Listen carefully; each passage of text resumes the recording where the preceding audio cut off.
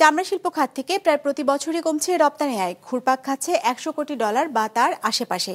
হিসেব বলছে গেল এক যুগের ব্যবধানে এ খাতে রপ্তানি আয় কমেছে $16 কোটি। খাত সংশ্লিষ্টরা বলছেন, চামড়া শিল্প নগরীকে পরিবেশ বান্ধব করতে না পারার মাশুল গুনতে হচ্ছে তাদের। দ্রুত এ অবস্থার উন্নতি না হলে আগামী 2 বছরের মধ্যে ঋণ খেলাপির তালিকায় নাম উঠবে এ খাতের অনেক উদ্যোক্তার। রায়হান শোভনের রিপোর্টে বিস্তারিত। 250-টিরও বেশি ডিজাইন অপশন নিয়ে ওয়ালটন স্মার্ট ফ্রিজ, বোঝে আপনার প্রয়োজন।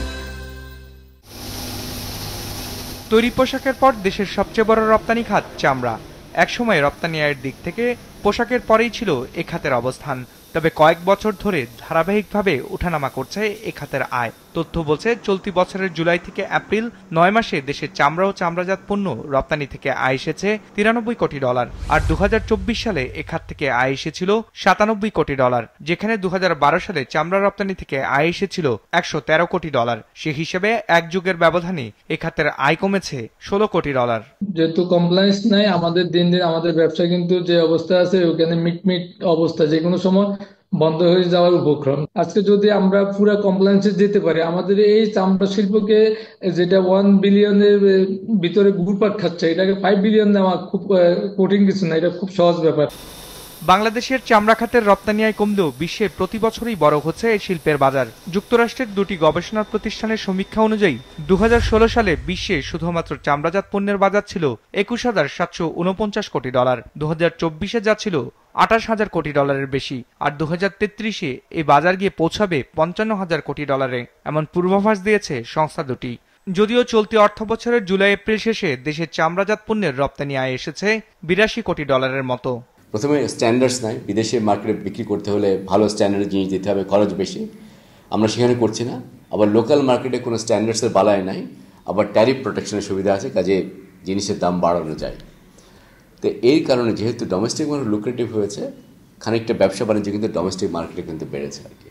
কাজে দুটোরই যে কম্বিনেশন আমরা দেখতে পাচ্ছি যে আমাদের ওভারঅল এক্সপোর্ট থেকে যে আমরা আয় করি সেটা চাপের মধ্যে আছে। খাত সংশ্লিষ্টদের মতে বর্তমানে সাভার চামড়া শিল্পনগরীতে ট্যানারি আছে 154টি, যার মধ্যে উৎপাদনে আছে 142টি। তবে দ্রুত চামড়া শিল্পনগরীর বর্জ্য শোধনাগার বা সিইটিপি পুরোপুরি কার্যকর করা না গেলে আয় আরও কমবে বলে শঙ্কা উদ্যোক্তাদের। কেননা এর ফলে এলডব্লিউজি সনদ থেকে বঞ্চিত হবেন তারা। ফলে বছর দুয়েকের মধ্যে ঋণ খেলাপিতে পরিণত হতে পারেন অনেক উদ্যোক্তা। শিফটিং এর পরে এই অব্যবস্থাপনার কারণে ধাপে ধাপে ম্যাক্সিমাম ট্যানারি কিন্তু এখন খেলাপির আওতায় চলে গেছে।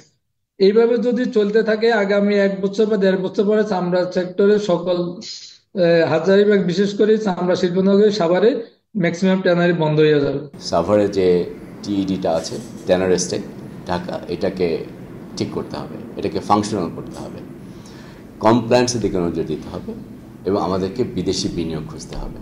এই 3টা জিনিস যদি আমরা করতে পারি, চামড়া খাত থেকে আমরা অনেক অনেক বেশি রপ্তানি আয় করা সম্ভব। সংশ্লিষ্টরা বলছেন, চামড়া শিল্পনগরীর উন্নতির স্বার্থে প্রাথমিকভাবে 20টি ট্যানারির এলডব্লিউজি সনদ পাওয়ার বিষয়ে সরকারের উদ্যোগ নেওয়া জরুরি। বিজনেস রিপোর্ট, মাছরাঙা টেলিভিশন।